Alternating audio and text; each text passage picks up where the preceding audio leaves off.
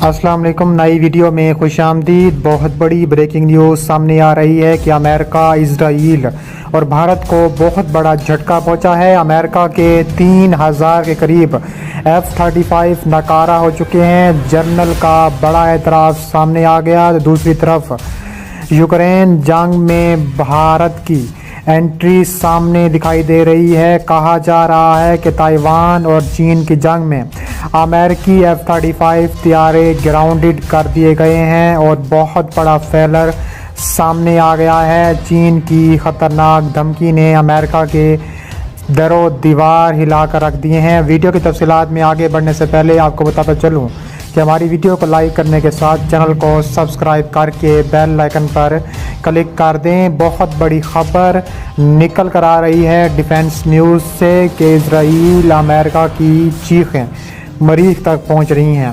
ये चीखें मरीख तक क्यों पहुंच रही हैं? क्योंकि अमेरिकी फ़ज़ाइया के जदीद तरीन F-35 तैयारे नाकारा करार दे दिए गए हैं। अमेरिकन एयरफोर्स के chief of staff general Charles brown का कहना है कि F-35 को जिन मकासद के लिए बनाया गया था वो इनके असूल में नाकाम रहा। अमेरिकी मैगज़ीन फोर्ब्स की रिपोर्ट के मुताबिक अमेरिकी एयरफोर्स चीफ ने कहा है कि ये एक महंगा और वज़नी तैयारा है जिसकी मरम्मत पर भी कसीर रकम खर्च होती है।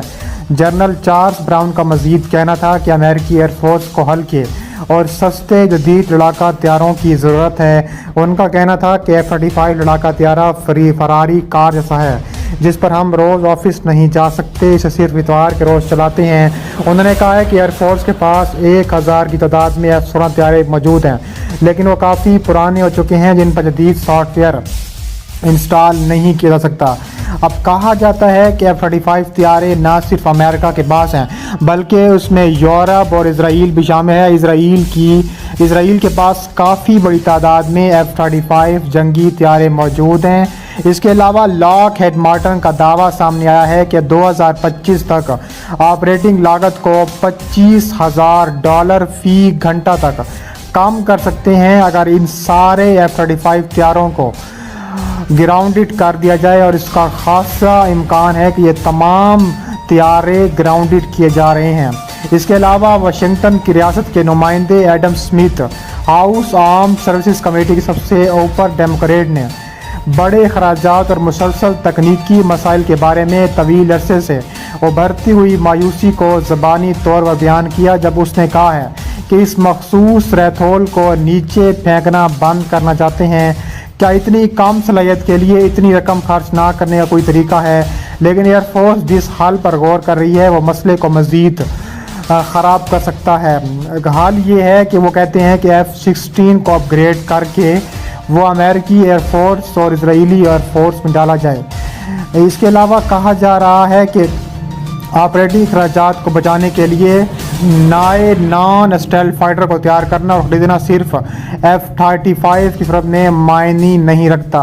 कहा जा रहा है कि जो जंग ताइवान के साथ चीन ने शुरू की है, ताइवान के पास भी बड़ी तादाद में F-35 मौजूद हैं जिस पर ताइवान पर खौफ तारी हो गया है। ताइवान और चीन पहले से ही आमने सामने खड़े हैं और चीन की जंगी मशकें ख़तरनाक हद तक पहुंच चुकी हैं। इसके अलावा चीन ने ख़बरदार किया है कि अगर ताइवान के मसले पर अमेरिका पीछे नहीं हटता तो अमेरिका को इसके संगीन नताइज मुरतब करने पड़ेंगे।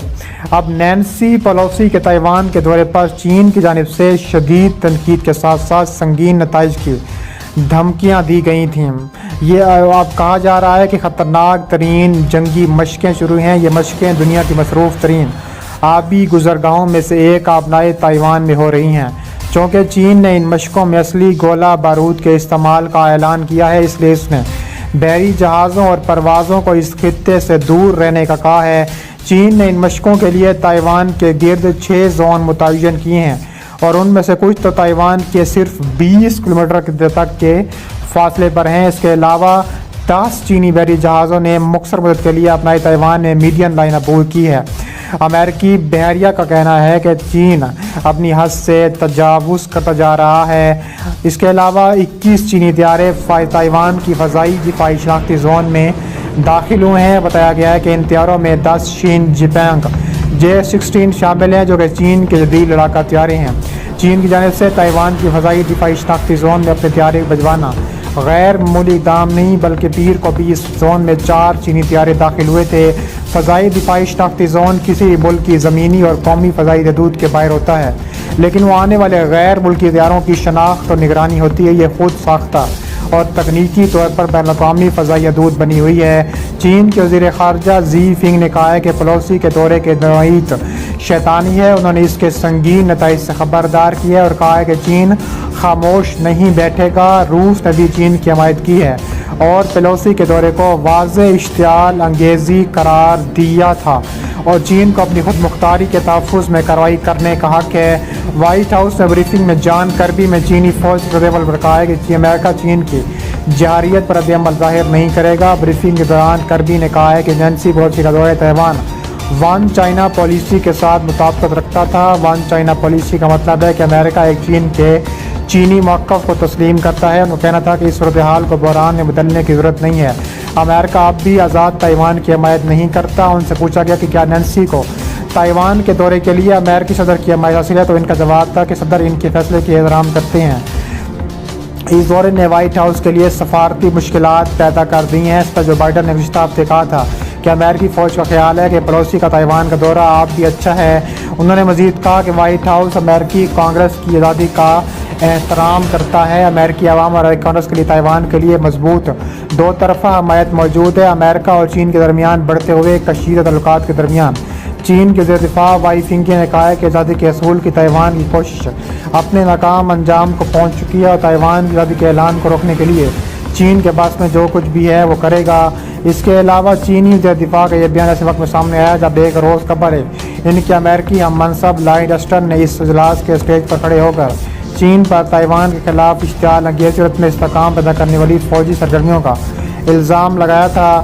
لائیڈ اسٹن کا کہنا تھا کہ ہم اس تناؤ کو ذمہ داری سے سنبھالتے ہیں، تنازعات کو روکنے، امن اور خوشحالی کے لیے اپنا کردار ادا کریں گے۔ چینی وزیر دفاع کا کہنا تھا کہ ہم امریکی فریق کے طور پر خطرناک درخواست کرتے ہیں کہ وہ چین کو بدنام کرنے اور اس پر قابو پانے کی کوشش کو ترک کرے۔ امریکہ کو چین کے اندرونی معاملات میں مداخلت بند کرنا ہوگی۔ دو طرفہ تعلقات اس وقت تک بہتر نہیں ہو سکتے جب تک امریکہ ایسا نہیں کرتا۔ انہوں نے کہا ہے کہ واشنگٹن کے ساتھ تعلقات نازک موڑ پر ہیں۔ تصادم نہ تو دونوں ملکوں میں کسی بھی دنیا کو فائدہ ہوگا بلکہ انہوں نے مزید متبع کرتے ہوئے کہا کہ جو لوگ چین کو تقسیم کرنے کی کوشش میں تائیوان کی آزادی کا ساتھ دے رہے ہیں ان کا انجام یقیناً اچھا نہیں ہوگا اور خطرناک ترین انجام کے طور پر دیکھا جائے گا۔